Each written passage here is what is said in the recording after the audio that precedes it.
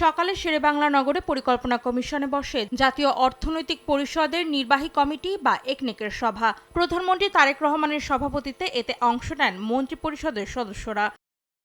2026-27 অর্থ বছরের দ্বিতীয় একনেক সভায় উত্থাপন করা হয় 12টি প্রকল্প।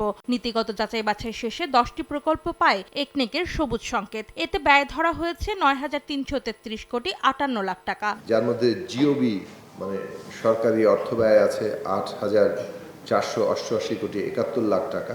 বৈঠক শেষে পরিকল্পনা প্রতিমন্ত্রী ব্রিফিং করেন সাংবাদিকদের। জানান, ব্রিটিশ শাসনামলে প্রতিষ্ঠিত ঢাকা মেডিকেল কলেজ ও ছাত্রাবাসের সংস্কার এবং ভবন পুনর্নির্মাণের উদ্যোগ নিয়েছে সরকার। এজন্য দেয়া হয়েছে প্রয়োজনীয় বরাদ্দ।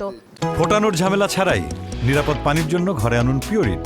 কল করুন 16627। ঢাকা মেডিকেল কলেজের ব্যবহার অনুপযোগী স্থাপনাসমূহ প্রতিস্থাপন ও পুনর্নির্মাণ, এটা নতুন প্রকল্প প্রস্তাব।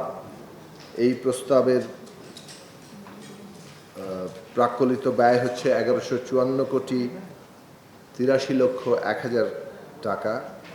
এটা সম্পূর্ণ জিওবি ফান্ডে বাস্তবায়িত হবে।